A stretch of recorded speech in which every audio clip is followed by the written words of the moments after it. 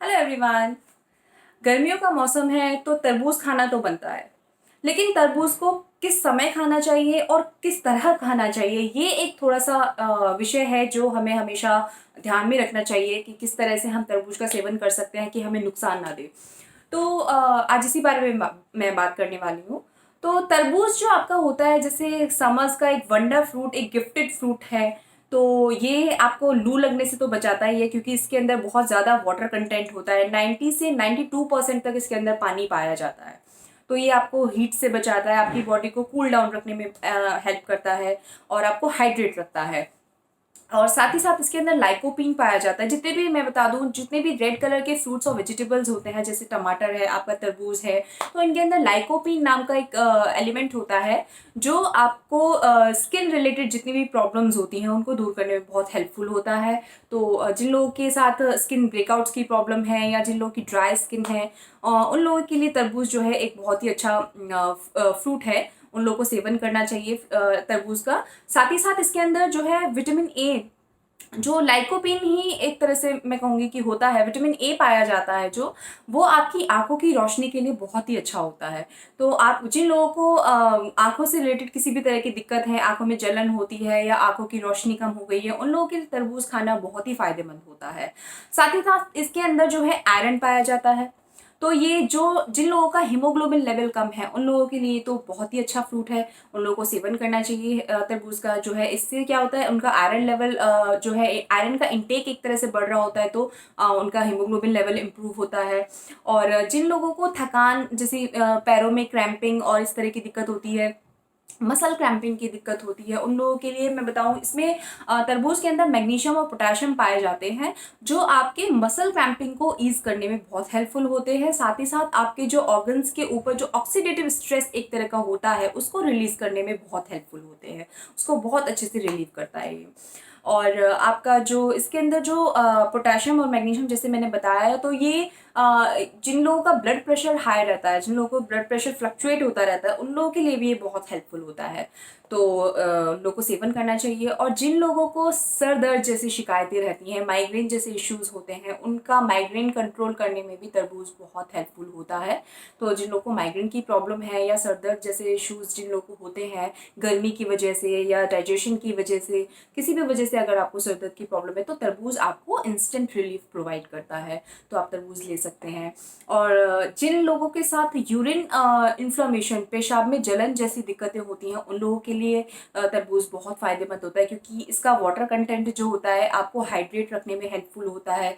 और साथ ही साथ ये आपके पेट की जो जलन होती है उसको कम करने में बहुत हेल्पफुल होता है। तो आप जिन लोगों को यूरिनरी ट्रैक्ट इन्फेक्शंस जिन लोगों को जल्दी जल्दी होते रहते हैं, या पेशाब में जलन जैसी दिक्कतें जिन लोगों को होती हैं, उन लोगों को तरबूज का सेवन करना चाहिए। साथ ही साथ जो लू लगने से तो बचाता ही है, गर्मियों के मौसम का फ्रूट है तो लू लगने से तो बचाता ही है, और इसका पानी का लेवल इतना ज़्यादा होता है तो हाइड्रेट रखने में बहुत ही हेल्पफुल होता है। साथ ही साथ जो लोग वेट लॉस करना चाहते हैं, जिन लोगों का वेट फैट कम नहीं हो रहा है, उन लोगों के लिए मैं बता दूं, जो शुगर्स जो तरबूज के अंदर पाए जाते हैं वो आपके फैट रिडक्शन के लिए बहुत हेल्पफुल होते हैं। अगर जिन लोगों को फैट रिड्यूस करना है वो एक टाइम तरबूज का सेवन कर लें, तो उनका जो है सटाइटी एक तो खत्म हो जाती है, भूख बार बार नहीं लगती, क्योंकि ये आपकी भूख को कम करता है। अगर आप तरबूज खा लेते हैं तो आपको भूख लगनी बंद हो जाती है। और दूसरा, आपको मिनरल्स भी प्रोवाइड करता है, साथ ही साथ जो माइक्रो न्यूट्रिएंट्स आपके होते हैं वो प्रोवाइड करता है। तो ये आपका एक बहुत अच्छा एक आइटम है कि आप इसको अपनी डेली डाइट में इंक्लूड कर सकते हैं। अब बात आती है कि जो लोग वेट गेन करना चाहते हैं, जैसे मैंने बताया इसके अंदर बहुत हेल्दी शुगर्स पाए जाते हैं, बहुत रिच होता है शुगर में, मीठा होता है। तो जो लोग वेट गेन करना चाहते हैं उनको भी अपनी डाइट के अंदर इसको इंक्लूड कर लेना चाहिए। तो उन लोग को वेट गेन में हेल्प करता है, साथ ही साथ उनका आयरन लेवल भी बूस्टअप करता है। जो लोग अंडर वेट हैं, उन लोग ज़्यादातर जो लोग अंडर वेट होते हैं उनका हीमोग्लोबिन लेवल मोस्टली कम पाया जाता है। ऐसा नहीं कि हमेशा ऐसा होता है, लेकिन मोस्टली जो लोग अंडर वेट होते हैं उनका हीमोग्लोबिन लेवल कम होता है। तो उन लोगों के लिए बहुत अच्छा फ्रूट है। अब बारी आती है कि तरबूज को किस तरह से खाना चाहिए। तरबूज को बहुत से लोग कहते हैं कि खाली पेट तरबूज खा ले तो वो सही रहता है, लेकिन नहीं, ऐसा नहीं है। खाली पेट तरबूज अगर आप खाते हैं तो हमेशा उसका सेवन काले नमक के साथ करें। खाली पेट कभी भी तरबूज ना खाएं, क्योंकि बहुत से लोगों को डाइजेशन से रिलेटेड इश्यूज हो जाते हैं, ब्लोटिंग हो जाती है, या बहुत ज़्यादा लोगों में जो है गैस्ट्रिक प्रॉब्लम्स जो होती हैं क्रिएट कर ये कई बार कर देता है। तो खाली पेट तरबूज नहीं खाना चाहिए। उसके बाद कभी भी हैवी मील खाने के बाद एकदम तरबूज ना खाएं। देखिए, कोई भी फ्रूट जो होता है उसको अकेला, आपका एक ऐसा टाइम होना चाहिए कि उस टाइम पर आप सिर्फ फ्रूट कंज्यूम करते हैं, कोई और दूसरी चीज़ नहीं खाते, क्योंकि फ्रूट्स को पचाने वाले जो एंजाइम्स हमारी बॉडी में होते हैं और जो खाने को पचाने वाले एंजाइम्स होते हैं वो अलग अलग होते हैं। अगर आप फ्रूट्स और मील्स एक साथ खाते हैं तो जो एंजाइम्स आपकी बॉडी में वर्क कर रहे होते हैं वो डिस्टर्ब हो जाते हैं। तो इसलिए कोई भी फ्रूट आप खाएं तो उसको अकेले ही खाएं, मील्स के साथ उसको इंक्लूड ना करें। तो ऐसे ही तरबूज के साथ है, तरबूज जो आप खाएं तो उसको वो किसी मील्स के साथ आप ना खाएं। साथ ही साथ तरबूज खाने से आधा घंटा पहले और तरबूज खाने के आधे से 1 घंटा बाद तक पानी का सेवन नहीं करना चाहिए। इससे क्या होता है, आपको उल्टी लग सकती है, वॉमिटिंग जैसे इश्यूज आपको हो सकते हैं, इसका डाइजेशन जो होता है वो डिस्टर्ब हो जाता है बेसिकली। तो तरबूज के साथ आपको ये ध्यान रखना चाहिए कि पानी ना पिए, और साथ ही साथ दूध वाली चीज़ों का भी सेवन ना करें, नहीं तो वो एक तरह से पॉइजनस इफेक्ट आपकी बॉडी पर करता है।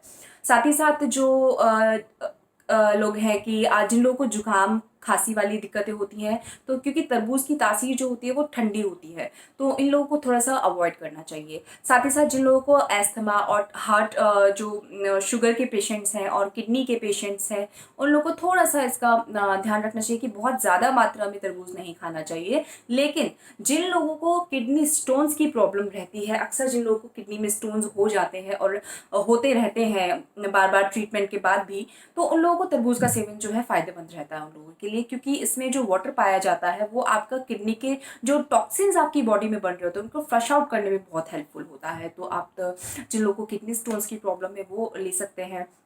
लेकिन जिन लोगों को रीनल जो डिजीजेज हो हैं, जिन लोगों को किडनी की प्रॉब्लम्स बहुत ज़्यादा है, क्योंकि इसमें बहुत ज़्यादा पोटाशियम मैग्नीशियम होता है, तो वो थोड़ा सा कहीं ना कहीं इफेक्ट करता है आपकी किडनी प्रॉब्लम्स को, किडनी हेल्थ से जितनी भी जो भी आपकी बीमारियां होती हैं। तो जो किडनी के पेशेंट्स हैं उनको थोड़ा सा कंसर्न रहना चाहिए तरबूज के सेवन से पहले।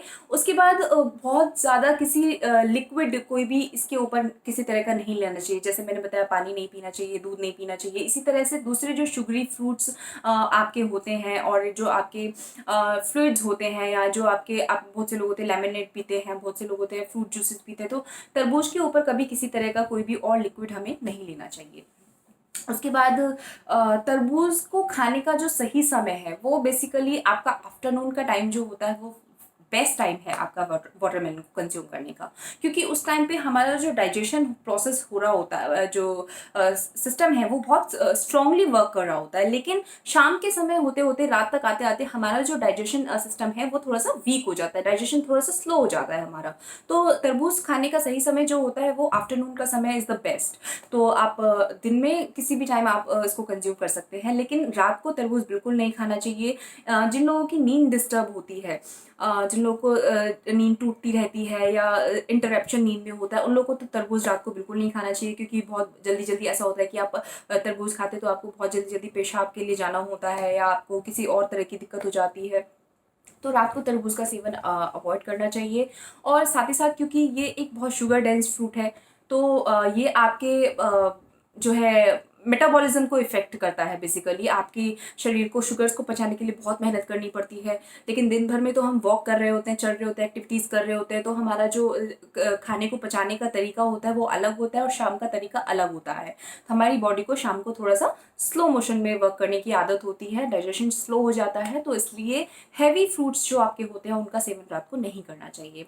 उसके बाद जिन लोगों को मैं कहूँगी इडीमा जैसी प्रॉब्लम्स है, जिन लोगों के वाटर रिटेंशन जिनको हो जाती है, उनको भी रात को तरबूज का सेवन नहीं करना चाहिए। तो और तरबूज को हमेशा पानी खाने से पहले आधा घंटा पहले तक आपको उसको अच्छी तरह पानी के अंदर भिगो कर रखना चाहिए, जिससे क्या होता है उसकी जो तासीर जो होती है एक तरह से चेंज हो जाती है। और कभी भी एकदम डायरेक्ट खरीदा हुआ गर्मी में धूप में बिकता हुआ तरबूज, एकदम गर्म तरबूज का सेवन कभी ना करें। हमेशा उसको पानी में डालकर ठंडा करें, तब उसका सेवन करें।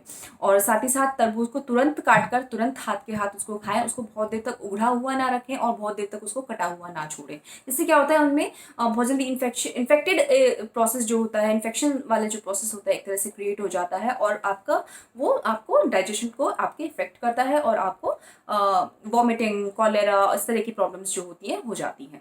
बहुत से लोगों को दस्त भी लग जाते हैं तरबूज खाने के बाद, तो थोड़ा सा ध्यान रखने की बात होती है। और जिन लोगों को लगता है कि तरबूज खाने से मोटापा बढ़ता है, तो ये ठीक है एक हद तक कि तरबूज जो है आपका फैट गेन करने के लिए एक बहुत हेल्दी फ्रूट है। लेकिन जिन लोगों का फैट कम नहीं हो रहा है, वो एक टाइम ज़रूर जो है तरबूज का सेवन करें, उनके लिए बहुत फ़ायदेमंद है। ये बैली फैट को रिड्यूस करने में बहुत हेल्पफुल है। लेकिन साथ साथ आपको ये भी ध्यान रखना चाहिए कि जो आपकी दूसरी शुगर डेंस चीज़ें आपकी होती हैं, उनका कंजम्पशन आपको इसके साथ कम करना चाहिए, राइट। तो ये कुछ तरीके हैं। और आपको तरबूज दिन में कम से कम एक बार ज़रूर सेवन करें, चाहे तरबूज का आप जूस बनाकर पिए या तरबूज के स्लाइसेस आप ले सकते हैं। और जिन लोगों को गैस एसिडिटी जैसी प्रॉब्लम होती है तरबूज खाने के बाद, वो लोग काले नमक के साथ, हमेशा काले नमक के साथ ही तरबूज का सेवन करें। इससे क्या होता है, वो जल्दी डाइजेस्ट हो जाता है और आपके गैस, एसिडिटी, ब्लोटिंग, फ्लैचुलेंस और आपका जो वॉमिट जैसी फील आपको नहीं आती है। और तो ये कुछ तरीके हैं जिनका आपको ध्यान रखना चाहिए तरबूज का खाने से पहले। और एक टाइम तरबूज ज़रूर खाएं और गर्मी दूर करें। Thank you so much.